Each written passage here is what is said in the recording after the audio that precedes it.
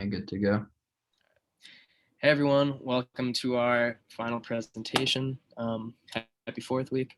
So we did this with Aydin, and what we did was study SondermanParkCacti, measured characteristics and pattern of distribution over at the park. So we went in person and did field measurements for all that. So we're excited to show you guys what we learned.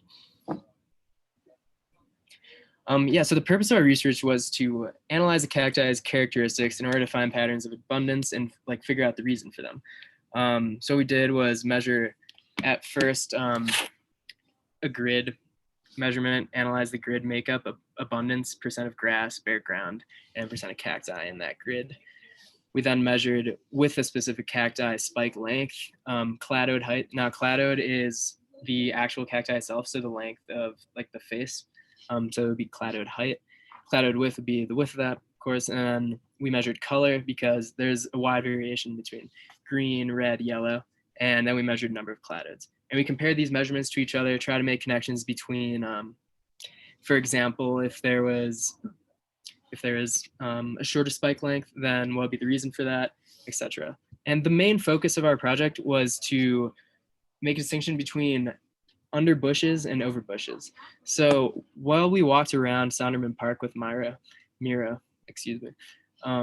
we noticed that the cacti that were underneath the bushes or that were given shelter by the bush or some plants, they looked a little different than the ones that were just exposed right in the open.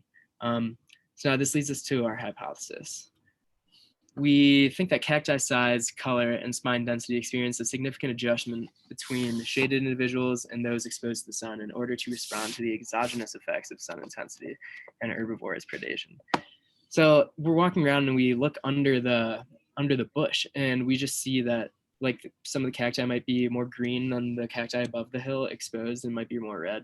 It seemed like underneath the bush there were less spikes. The spike density was lower. Out in the open in front of the sun, it seemed like the spike's density was higher to protect from herbivores, perhaps, or because it didn't have sufficient protection. But these were the thoughts leading into our project.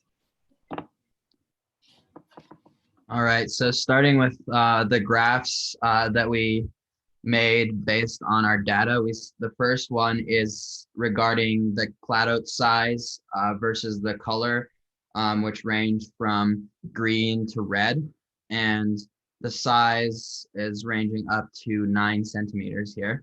So we noticed that as the cladodes became larger, they also become greener because they can focus their energy and their carbon on growth instead of protection from UV light, which is necessary in more exposed and sunny areas in order to not overheat.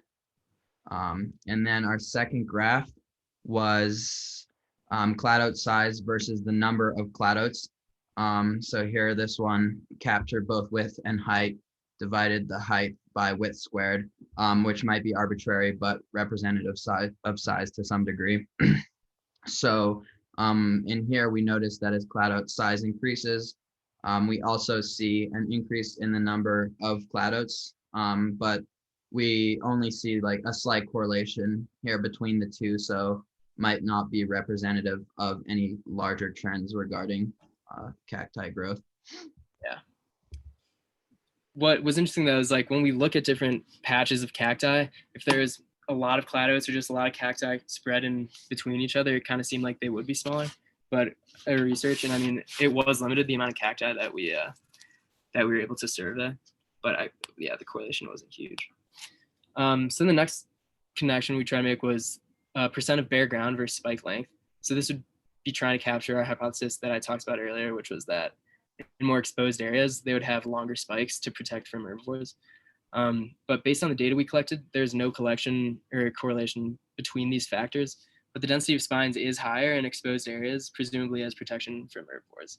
So while the spike length isn't actually longer, the density of spines was longer, but we didn't have a really good way to measure this because the amount of spikes on the cacti are plentiful. But yeah. So the next correlation we tried to make was between size and percent of bare ground. So maybe if there's more bare ground, more exposed to the elements, And I guess the main part of this is that it's more exposed to the sun, so you have less water, the cladout would overheat. We think that the size would be smaller. What we found was as percentage of bare ground increases, we also do see an increase in the size of cacti. So this can be related to the lack of competition with nearby grasses, allowing for cactus to have a more successful photosynthesis. Yeah, so based on these graphs and on the data we collected, that helped us understand that there is in fact a significant difference between the formation and color of prickly pear cactus in the shade uh, in comparison to more exposed and sunny areas, even though some of our results were arbitrary and not that representative. It did help us understand that there is a pretty big difference.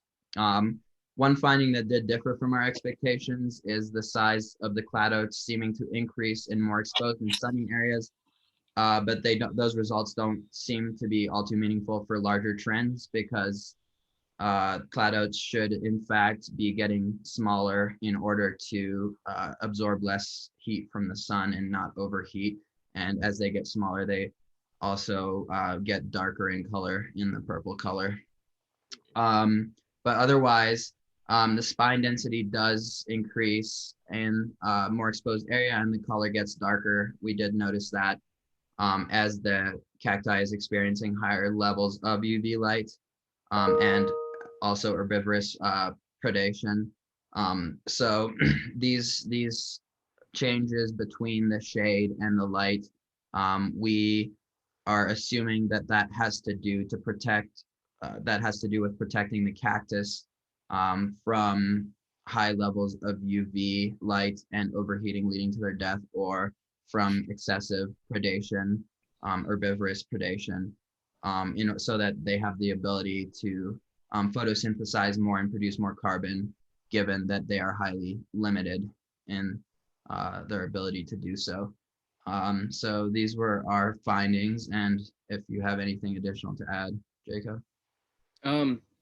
Yeah, I don't know, I guess like to sum it all up, like for the layman, this is an interesting thing because cacti are like carbon limited.